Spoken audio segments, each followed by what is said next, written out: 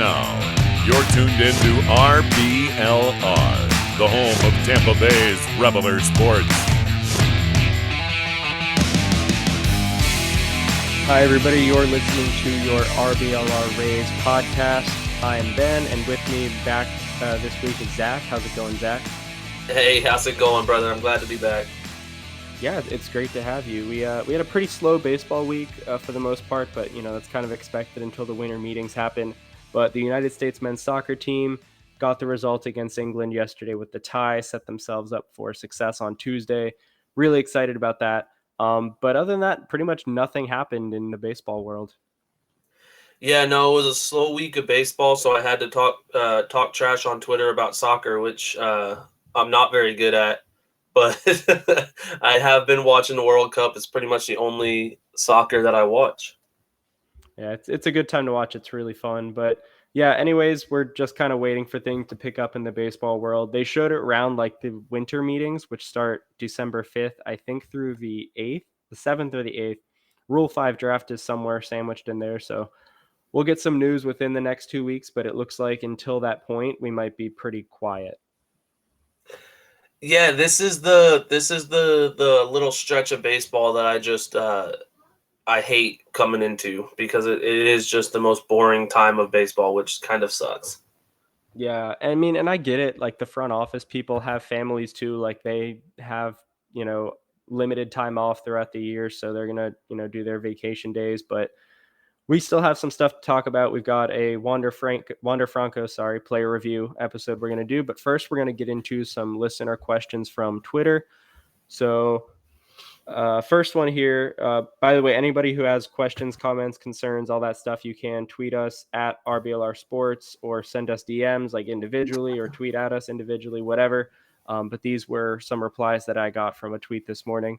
So the first one is from at Stu Sternberg. He wants to know what would a Rays starting 11 soccer team look like at the World Cup? Any thoughts on that? Oh God, I feel like you have to have Randy in there because his brother plays. I mean, not Right. for the U.S., but he plays, right? Yeah.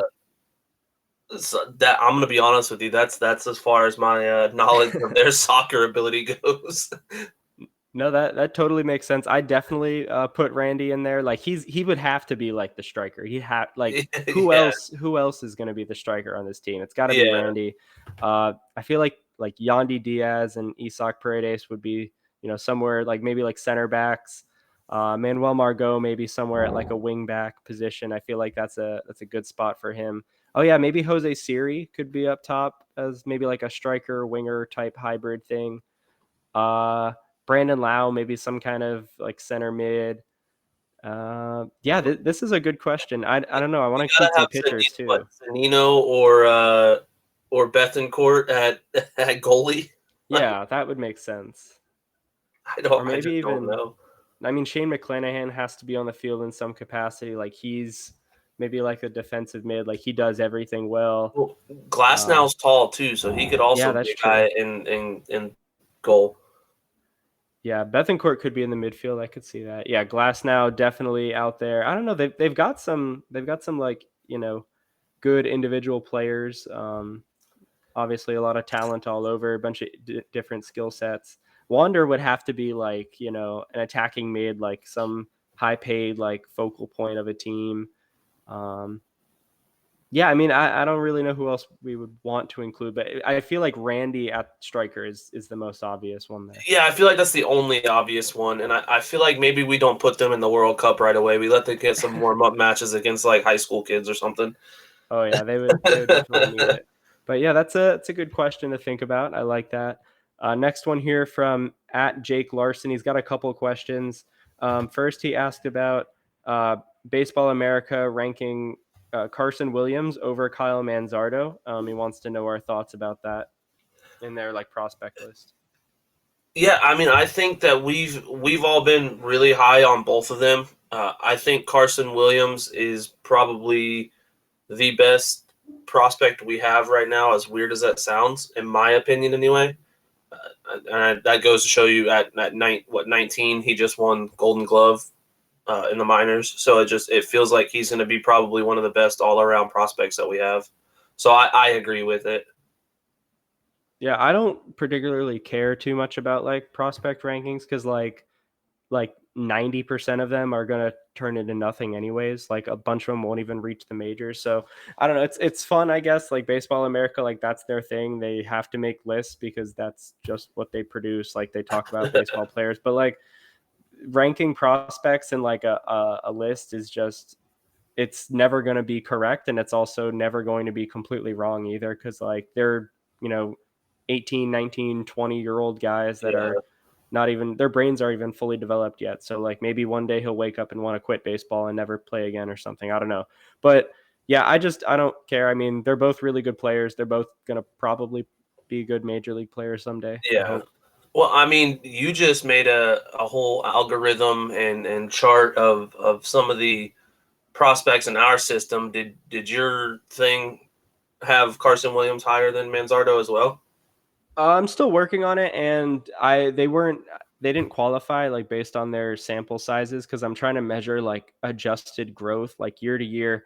Maybe I'll be able to talk about it more next week once I have like Okay. everything finished. But it's pretty cool so far. Like it certainly like matches with the eye test and like some traditional stats. So like there's definitely like a lot of validity to it, but I have to like tweak some things. But yeah, the Rays have some really good players that grew a lot, but they also have some guys that took a major step back. So just off the top of my head, like Alika Williams, Curtis Mead, those are some guys that played really well. And then we had like Greg Jones, um, someone else. I think Xavier Edwards is another guy who took a step back, but he's gone Yeah. now. So yeah, just a lot of interesting stuff. But yeah, I'll definitely work on that throughout this week, and we'll put something out about it. But it's pretty cool.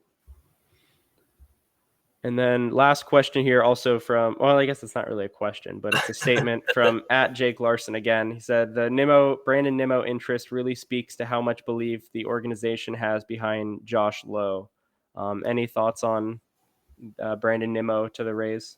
I mean, I don't think it necessarily says anything about the faith they have in Lowe. I think it just is a guy who's a proven bat. Like it doesn't hurt to have him in the lineup, even if you have faith in someone. I mean, how many shortstops do we have on the team? That doesn't mean we don't have faith in Wander Franco. Yeah, no, I definitely agree. And it's like the Rays are going to make offers to all of the good free agents. We just don't Exactly. always hear about it until years later, like Bryce Harper and all that stuff. So they're going to make an offer. If he takes it, cool. If he doesn't, oh well, like they'll move on inside and like Chad Pinder or some like free agent and they'll get a lot out of him. So I'm not in love with like we have to get the big name free agents because it doesn't really matter. Like they're going to be competitive anyways. And if they need to get a big name, they'll do it at the deadline when they know more about their current roster. So I don't think I don't think it really says anything about Josh Lowe because he's like what 24, 25. Like that's still really young. Um, he's going to get a chance this year and maybe he'll play really well. Who knows? Yeah, I mean, I hope he gets a chance this year, but also I'm kind of on the boat of I'm not upset if he doesn't get a chance. He's a guy who we've given somewhat of a chance to already. And again, I'm saying somewhat. He didn't have a full season or anything, so he didn't get a full shot, but he's just someone that if he's going to bloom, it's going to be a Randy Arozarena situation where he's a late bloomer and it ends up working out for us, I guess. But I'm all aboard getting Nimmo in all honesty. Yeah, I think it'd be cool. And I don't care what it looks like. Just get to like 90, 95 wins, make the playoffs, and then see what happens from there. So, yeah, that's all of our questions. So, thank you everybody for sending those in. If you already follow us on social media, you're doing a great job. Super proud of you. Keep up the great work. I love you. If you don't follow us, I'm not disappointed. I just think you could do better. So definitely follow us at RBLR Sports on all your social media stuff and things like that. Let us know your thoughts, questions, ideas. We'll always interact with you. And yeah, that's our Well, that's our RBLR plug.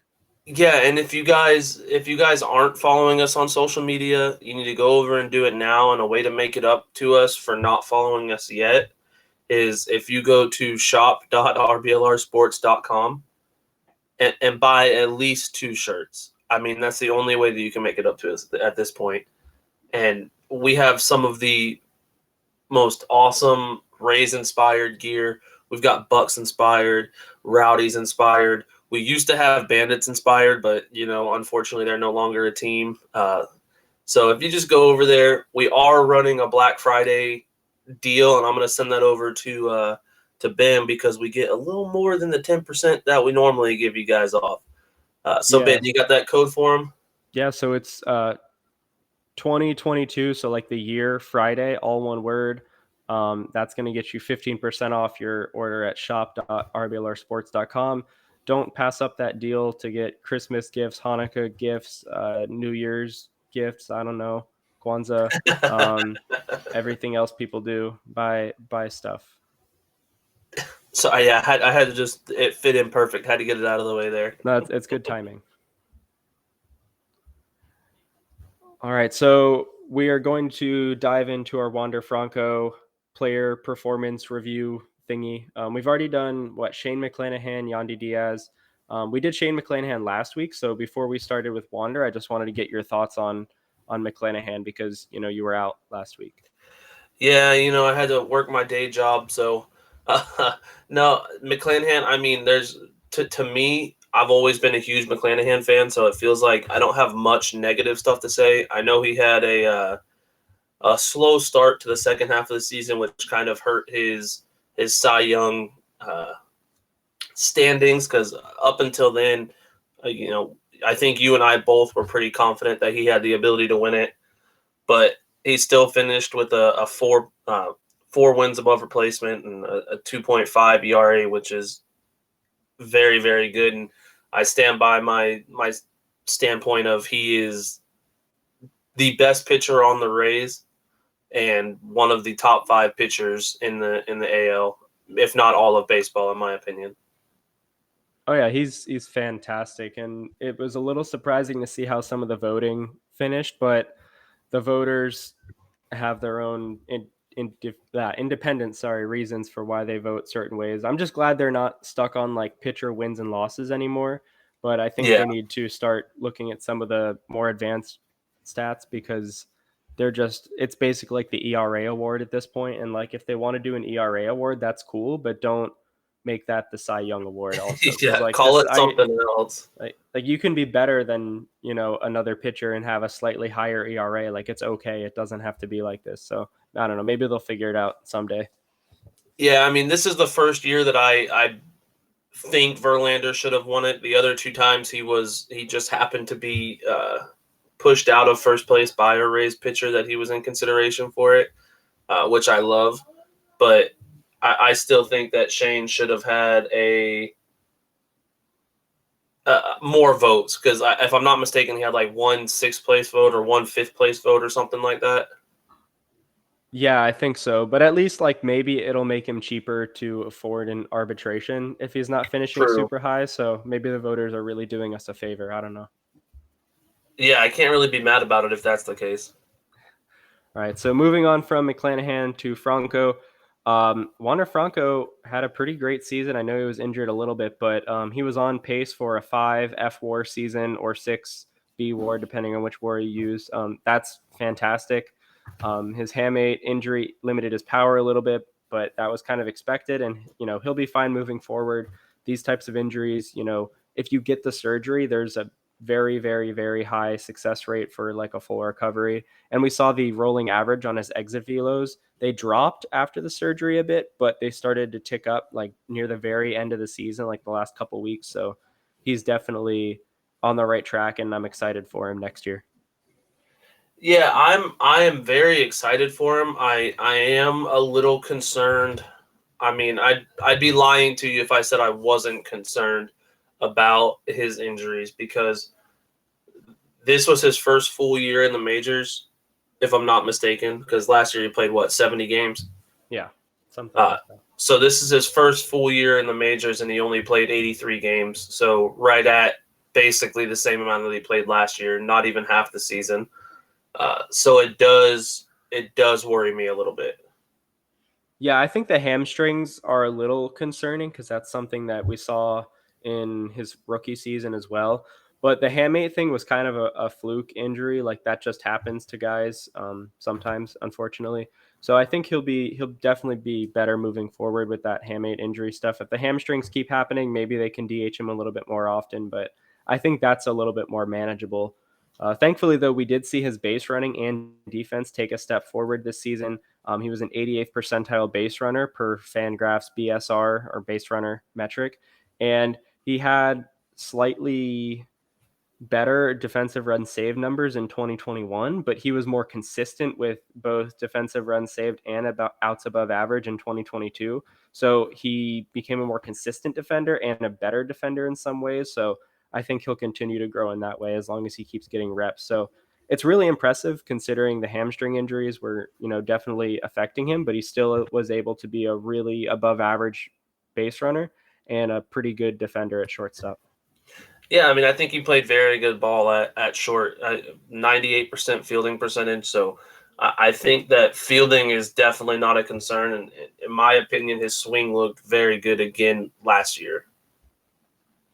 Yeah, he had a great swing and he actually like maintained the same quality of contact. So he had like the same or close to the same expected weighted on base average from 2021 to 2022, but he also increased his zone contact rate, which is like the rate at which he makes contact in the zone, by 3%. So he was able to make more contact while still like hitting the ball really hard and really well. So that's phenomenal to be able to do that because not too many players in the league can put that kind of contact rate with the quality of contact together. So he's a really special player, and yeah, offensively, defensively, base running, everything's looking up. Yeah, no, I agree. I think that I know I saw some stuff on Twitter about people like, oh, why did we give him this contract and this, that, and the other? But I think that he's going to be worth it, and I think that we're just going to get more and more production from him every year. So it feels like as much as I'm worried about the injuries, I'm also ecstatic about the potential that he has still to this point. Yeah, I mean, he's so young, and he's someone who was the fifth best hitter on the team this year in WRC plus. So he wasn't like the best player on the team by any means, but he was still really good. And if you're that good at what, 21, 22 years old, like 21, I think, still, yeah. that's phenomenal. He's already vastly outperforming the value of his contract, even with these growing pains that rookies go through and the injuries that are unique to him. So his contract is a phenomenal value, and he's only getting better. Yeah, and I feel like people forget the fact that, like, I mean, we've said it a couple times. He's 21. Like, he's still essentially still a kid. So you get that, and he's playing at the MLB level when most people are still at A ball at 21. Oh yeah, there are 21-year-olds in the complex leagues right now. Yeah, Like exactly. it's crazy to be that advanced at such a young age, and he's not done developing either. Like the reason he's in the majors is because one, he's good enough to be here, and two, like there's nowhere else for him to develop. He wouldn't develop in AAA, so he's going to be in the majors developing and continuing to get better. In like 5-6 years, we're going to see a really really talented player, and the Rays locked him in for a long time and at a great value. Yeah, you put him at AAA, it's like he's playing the varsity team of a high school. Like there's no development when you're just that good. You're just playing baseball at that point. You're not developing. And I think that that's something that people need to take into consideration too, is like he's not just going to come here and be perfect right away at the major league level. Like there's going to be growing pains. There's going to be stuff that he's going to have to work on. That's part of being a good baseball player, is working on what you're not good at. Yeah, definitely. And I think he'll continue to do that. I don't really see him, like regressing or falling off. The thing that was a little not concerning, I guess, but something that I was watching for this year was how he would be able to catch up to big league velocity, because there aren't too many guys in double A, triple A who are throwing over 95 miles an hour. Yeah. And in 2021, he had the 7th percentile expected weighted on base average against 95 miles an hour or greater. And then in 2022, he improved to 66th percentile. So just that growth, like year over year, he's constantly improving. If you look at like his rolling averages, they just keep going up on a lot of his, batted ball metrics and stuff like that. I know the injuries hurt a little bit, but he's growing at such a rapid pace. It's really impressive. Yeah, and his vision, in my opinion, looks better too. Like he struck out 33 times over 37 times last season. He played, I think, 13 more games. So again, it's all just sort of a sample size at this point, in my opinion. But he looks like he's seeing the ball well, and I'm not too worried about the his ability to catch up to the velocity because I mean he kind of proved it last year, and in my opinion, in all honesty, he's just a guy who, coming from the pessimistic of the RBLR Sports channel, like he's gonna be fine, and we have a hell of a ball player on our team. Oh yeah, definitely. And the projections like him too. Like if we look forward to next season, Zips isn't out yet, but Steamer likes him. They're projecting him to accumulate 5.4 F-WAR in 2023, which is really impressive because they're always a little bit more conservative, the projection systems. He's got 4.7 F-WAR in his career in 2 seasons, so they're really expecting him to take off this year, assuming he's healthy. Projected at a 134 WRC plus, so he's expected to be 34% better than the average hitter. And doing that at shortstop is really impressive because, usually your best hitters aren't shortstops because it's a very demanding position, like defensively, same with center field.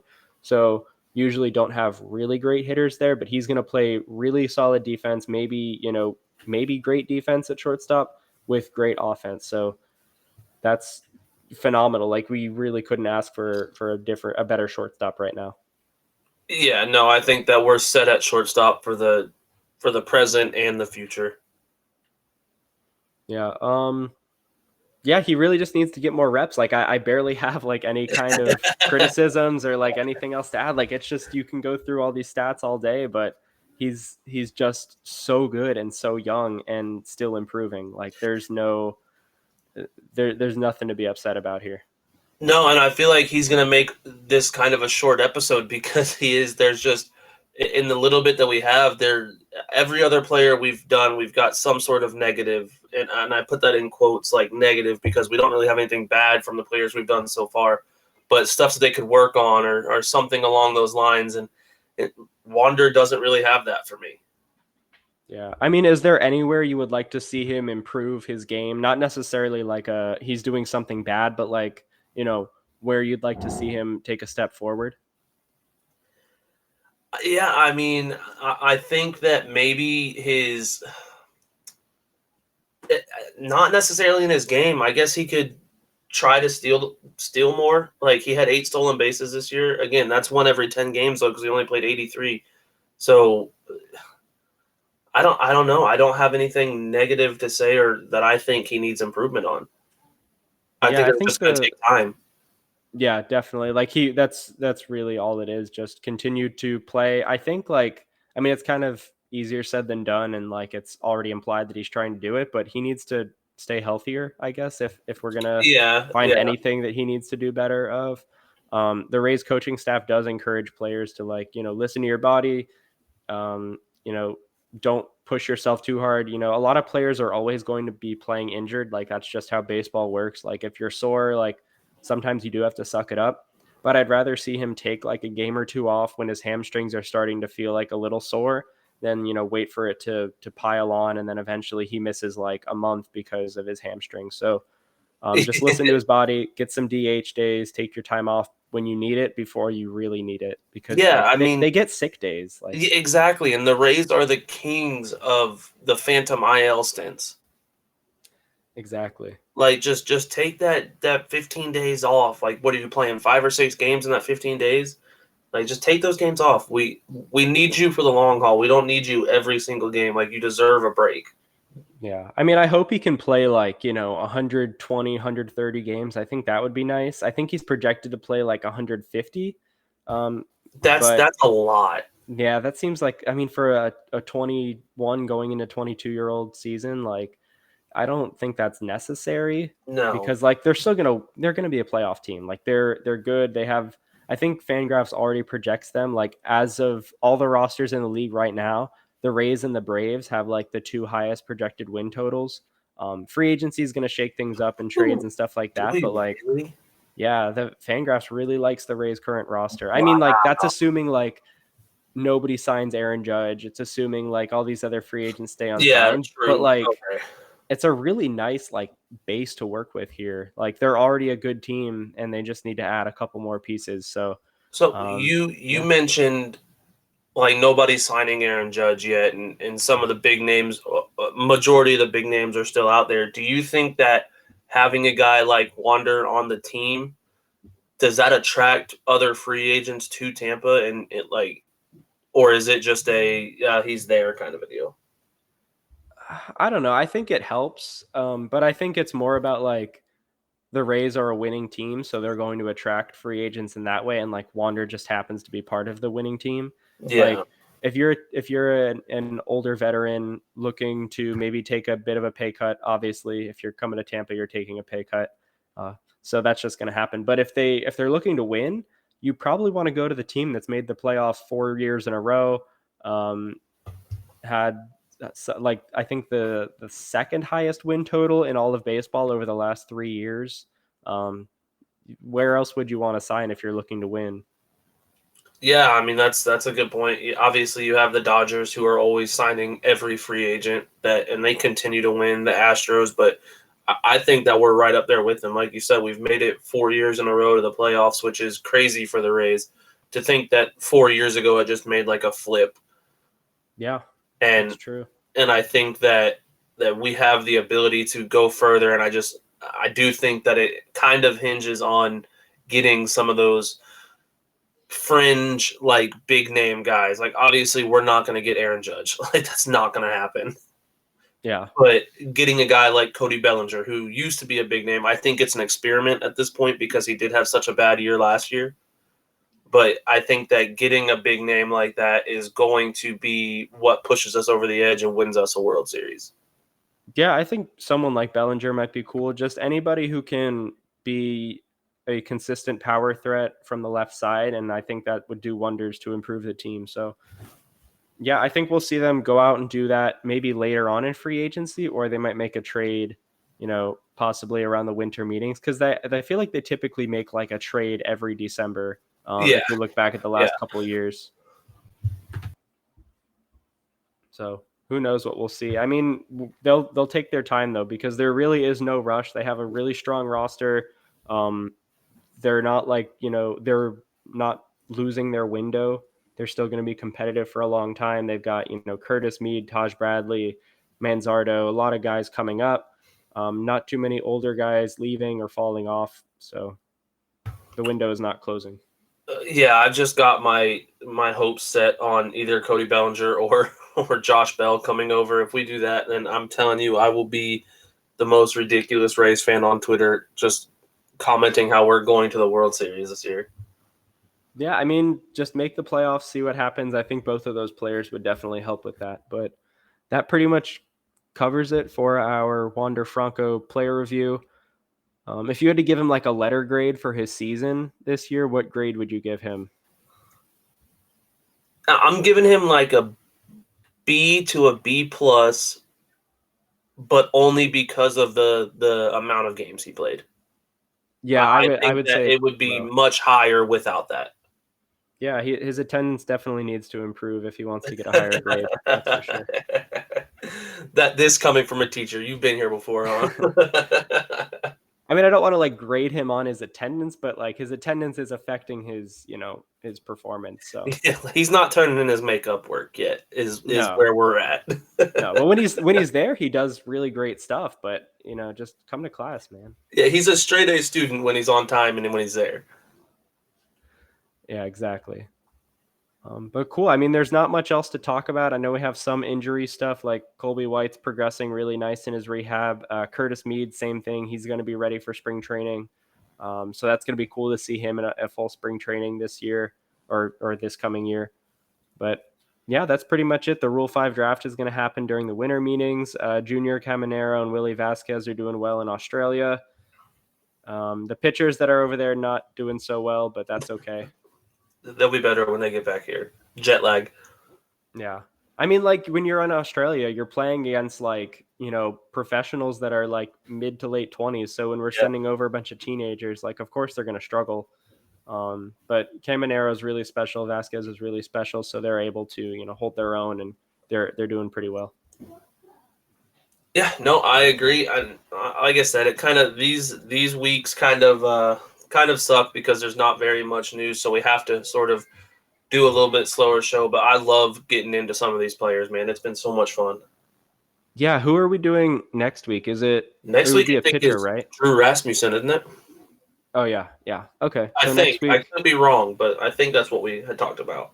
yeah, I'm pretty sure it's Rasmussen. But yeah, for anybody that's listening, make sure you tune in next week, I guess, for a Drew Rasmussen player review. He's great. He had a great season. So I'm excited to cover him. I haven't really dug into his numbers a whole lot, but I'm sure there's some interesting stuff there to talk about.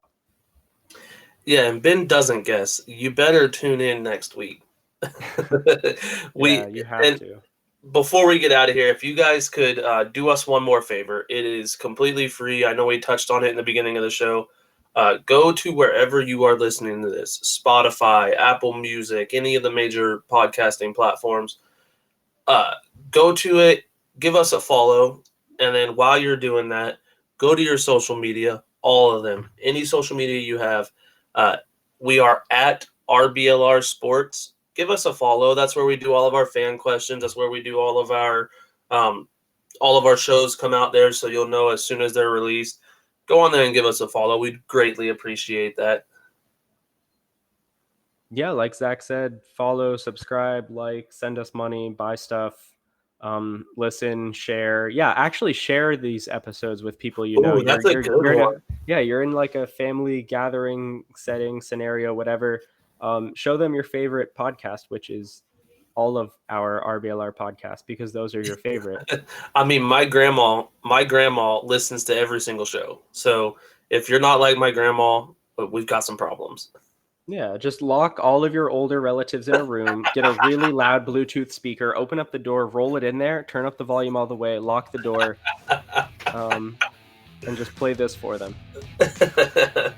Well, we appreciate you guys. This is why we do it. But obviously, Ben was the man today. Ben was the host, so I'm going to send it over to him for the last word, brother. Yeah, thank you, everybody, for listening, and go Rays. Go Rays.